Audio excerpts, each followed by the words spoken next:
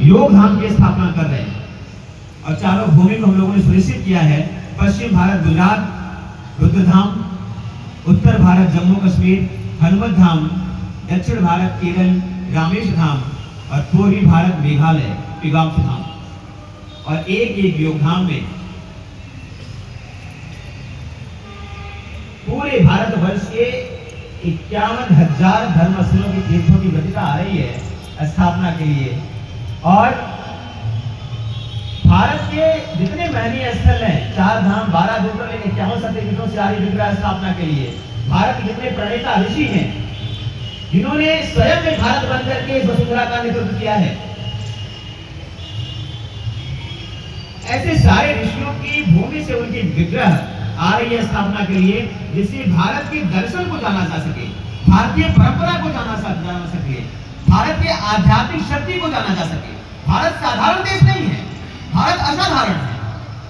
भारत के एक एक ऋषियों ने श्री हनुमान जी की प्रेरणा से स्वयं में भारत बनकर के संपूर्ण वसुधा का उन्नयन किया है। हम उनकी संतति हैं। इस धरती पर जन्म लेने वाला 2 ही है, या तो हम ऋषियों के संतान हैं या तो हम देवताओं के संतान हैं। लेकिन जब हमें अपनी शक्ति का एहसास नहीं होता, जब हम अपने ऋषियों की प्रेरणा पद्धति से हट जाते हैं, तब हमारे अंदर विकृतियां जन्म लेती हैं और हम पूर्व की पूजा से पश्चिम में चले जाते हैं। इसलिए अब भारत को अपनी पद्धति पर लौटने की आवश्यकता है। क्यों?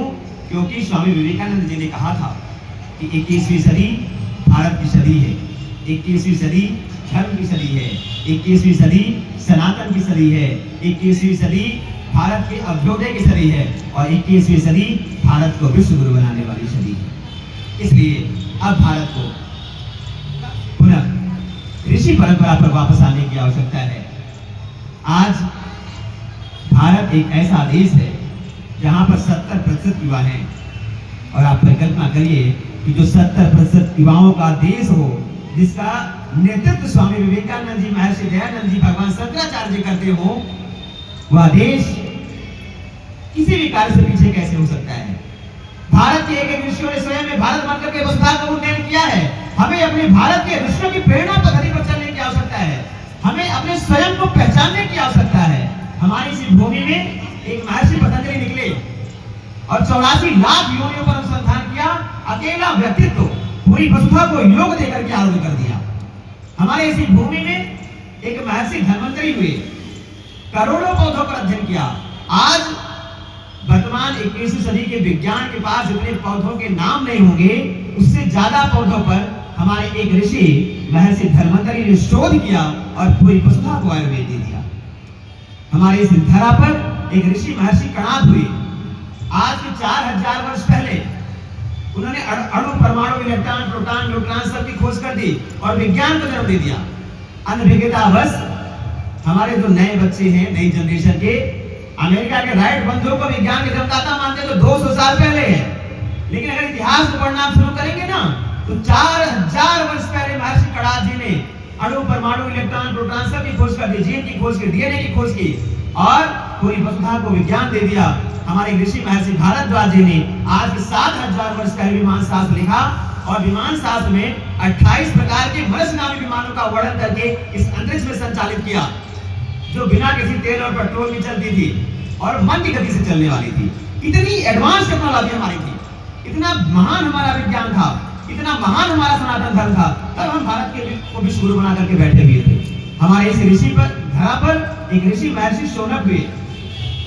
नैमिषारण्य में उन्होंने पहला गुरुकुल स्थापित किया और महर्षि शौनक जी के पहले गुरुकुल में 88,000 शिष्य थे। उनकी शिष्य परंपरा जब डेवलप हुई तो उस सदी काल में भारत की धरा पर 7.5 लाख गुरुकुल का निर्माण किया। और जब भारत में 7.5 लाख गुरुकुल पल्लवित हुए तो पूरी वसुंधरा में अन्य किसी देशों में कोई शिक्षा का केंद्र नहीं था। ये हमारे भारत की परंपरा थी। हमारे ऋषि महर्षि भास्कराचार्य जी ने संपूर्ण खगोल शास्त्र को लाके 10 रुपए के पंचांग में डाल दिया। आप परिकल्पना करिए, आज 21वीं सदी का विज्ञान जिसे नासा, इसरो कहते हैं, वो एक चंद्रमा की पूर्ण परिधि की परिक्रमा करने के लिए पूरा विश्व अरबों खरबों खर्च करता है। लेकिन हमारे पूर्वजों ने अपने वैदिक ज्ञान से यम नियम इंद्रो प्लेटो बुध शुक्र चंद्रमा बृहस्पति सबकी संपूर्ण गणनाओं का संपूर्ण ज्ञान ला करके 10 रुपए के पंचांग में डाल दिया और भूतो भविष्यति हजारों साल पहले के हजारों साल बाद ही गणना है। कितनी महान हमारी टेक्नोलॉजी थी। आपने अभी हनुमान चालीसा पढ़ा है। हनुमान चालीसा तो कोई टेक्नोलॉजी नहीं थी, हमारे ऋषियों ने बना दिया, बता दिया। जो सहस्त्र जो गण पर भानु लील्योताय मधुर फल जान, धरती से लेकर के सूर्य तक की पूरी गणना बता दी। ये हमारी एडवांस टेक्नोलॉजी थी। हमारे ऋषि भगवान शंकराचार्य अकेला एक नन्हा सा बालक दक्षिण भारत की भूमि से निकल करके आते हैं और भारत की चारों दिशाओं में 4 धर्मपीठ की स्थापना की। पूरी वसुधा में सनातन धर्म को पल्लवित कर दिया।